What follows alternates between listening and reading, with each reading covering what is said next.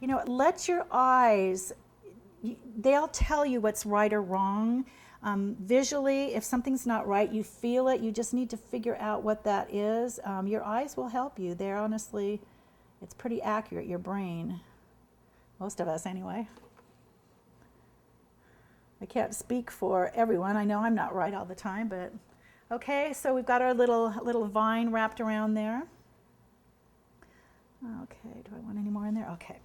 Now, we're going to go ahead and, while I've still got the green again, I'm going to go ahead and put in that roof. So once again, pick up some green while I've got this in my hand, and we'll pick up some more white. And again, I'm going to hit it on this, and let's start making a little roof here. This fondant takes the color so well. And see how I flipped that around, my brush around when I came back down? And see, I'm just kind of using the side, and again, it's such a light touch. Very light. If you're smashing that thing on down, it's not going to look right. Like I said, if it's muddied, that means that you're hitting it too hard. Okay. And again, if you want them wispy, just turn it on the edge of that. And look at this, is coming alive now. And it's just like when we create flowers. You know, everybody stares, and we were doing that the other day when I was doing a class at Seuss's shop, and people were staring at the individual petals and trying to hit perfection. I said, you guys, let it go. Once you wire everything together, you're not looking at every flaw. And as I've always told my students, as in human nature, in nature itself, there is nothing as such as perfect. There really isn't. There's no perfection.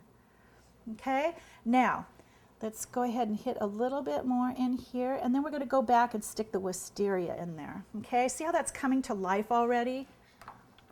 And see, I'm just using my paper here. And again, remember that the wisteria are kind of bulbous. So they're wider, bulbous is wider at the top and narrower at the bottom. And let's see, we want to kind of drip it here. And you know, the color variation is what gives it more life and more dimension. What we're trying to create here is we're trying to create dimension on a flat surface, which, you know, in our world, we can actually do that. We can create dimension. But with this, we've got to give it the illusion of that just using color and shadowing. Okay, and I think I'm happy with that. Okay, I'm happy with that.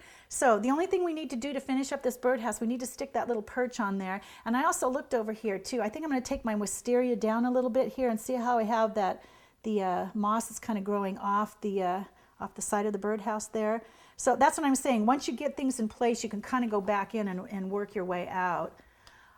What's really funny about these cakes, I have to be honest with you too, is I work less on these and I get more money for them because people truly think you're an artist. And you never want to say, I'm not an artist or that's easy. You never want to tell anybody that because the price just went down $5–10. So be careful what you say. I know you're proud, you can be proud of yourself, and I've done the same dang thing myself. This is like anything, you just don't really want to give the secrets or the tricks of the trade away. And I'm going to flip this up this way and see how this is kind of hanging off the edge there. Yeah,